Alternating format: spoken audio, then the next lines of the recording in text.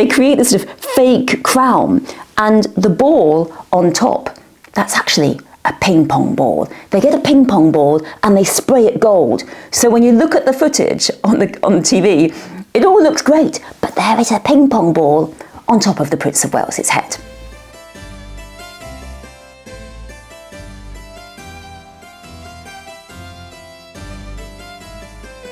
Hello, I'm Kate Williams, and today we're going to be talking about Caernarfon Castle.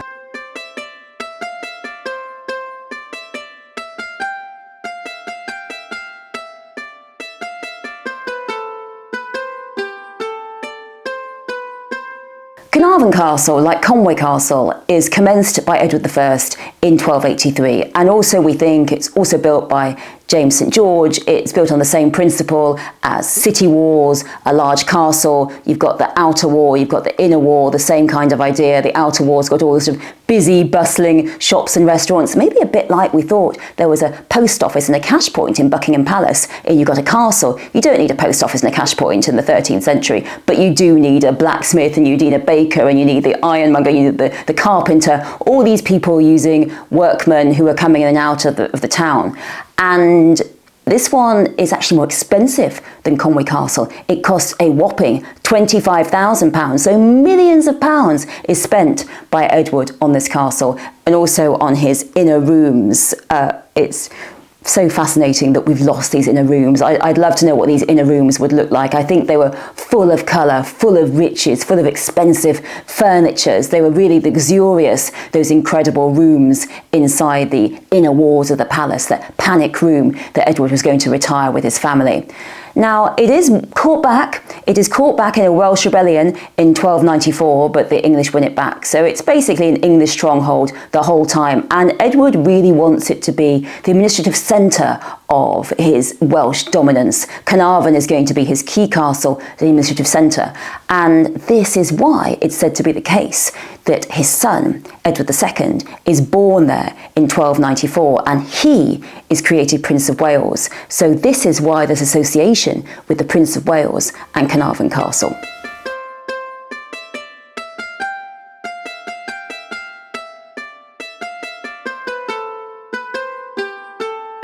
Caernarfon Castle becomes a royalist stronghold in the Civil War, and then in the 18th century it falls into disrepair.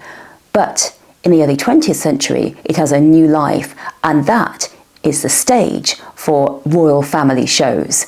The idea that the son of the monarch, the heir to the throne, is Prince of Wales goes back to Edward I and his baby, the future Edward II. He creates that child, Prince of Wales, and that's continued down the generations. And you see the early Welsh rebellions against Edward I protesting against that. One of their leaders actually does, using one of his documents, the title Prince of Wales. The title Prince of Wales continues right up until the present day. And what happens? That Caernarfon Castle in the 20th century becomes a showcase for the Prince of Wales. And in 1911, the royal family's popularity is a bit in the doldrums. It's the early 20th century. It's a new time. People are saying, what is the point of this royal family? Don't really know.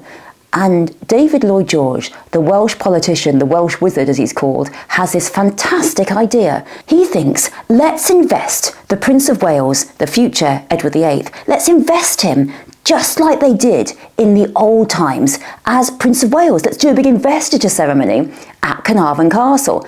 And that's what happens in 1911. The future Edward VIII is invested as Prince of Wales in this giant ceremony. Prince Edward is invested as Prince of Wales in this big ceremony, and everything seems on track for him to be a marvellous king. Not quite what happens, because he comes to the throne as Edward VIII in the beginning, January 1936. It's called the Year of Three Kings, and that's because he comes to the throne in 1936 on the death of his father, George V, and then by December 1936, he's off the throne. George VI has taken the throne, and he's off the throne because he's abdicated. He wants to marry Wallis Simpson, and he didn't want to marry her in a private way. He wanted her to be queen. He says he wants her to be Empress of India, and the whole bag of tricks. He abdicates to marry Wallis Simpson. He's out of the picture, and George VI, the father of Elizabeth II, becomes king. So the whole of that investiture ceremony now seems totally pointless and actually something of a bad omen.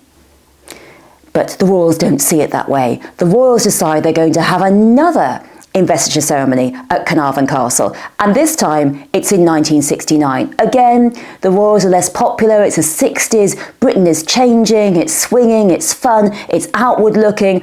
The royals seem, well, stuffy and outdated. So a big televisual spectacular is planned at Caernarfon Castle, and it's planned by Lord Snowdon, husband of Princess Margaret, the great photographer. So he's got a lot of ideas about design, about the way it's going to look. It's going to be this big sort of medieval fandango, a kind of medieval Disney World.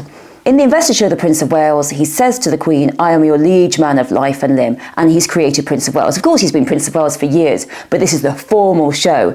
And there were a lot of protests in Wales about the investiture, but the royal family went ahead, and 19 million people watched it in the UK, and 500 million people watched it across the world. So it seemed like it was a huge success, this big royal show. But there was just one problem. And that was the Prince of Wales is supposed to wear the Prince of Wales coronet. That's his crown. It was worn by the future Edward VIII in his ceremony in 1911. So Prince Charles needs to wear it too. But it's gone. I'm afraid to say that Edward VIII, when he abdicated in 1936, ran off with various items, and he also stuffed the Prince of Wales coronet into his swag bag and ran off with it into exile.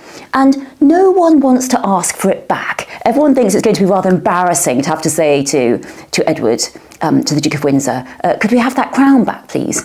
So they don't.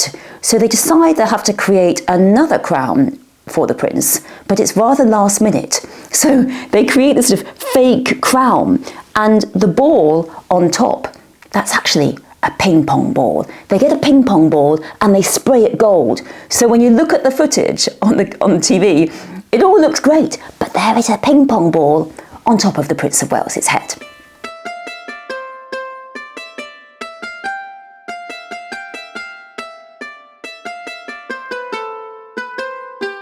The son of the monarch is Prince of Wales, and interestingly, the daughter of the monarch, when they're heir to the throne, has not been created Princess of Wales in the same way. Indeed, when Princess Elizabeth was clearly heir to the throne, George VI was begged by quite a lot of the politicians, "Can you designate that she is Princess of Wales? That is her title."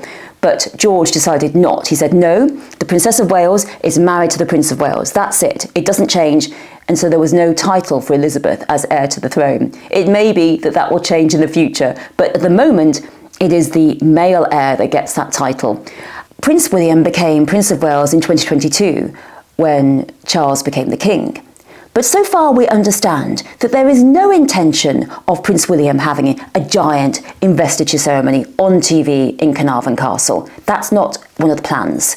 And since so far with those big investiture ceremonies we have one abdicated king and one king wearing a ping pong ball, perhaps it's just as well.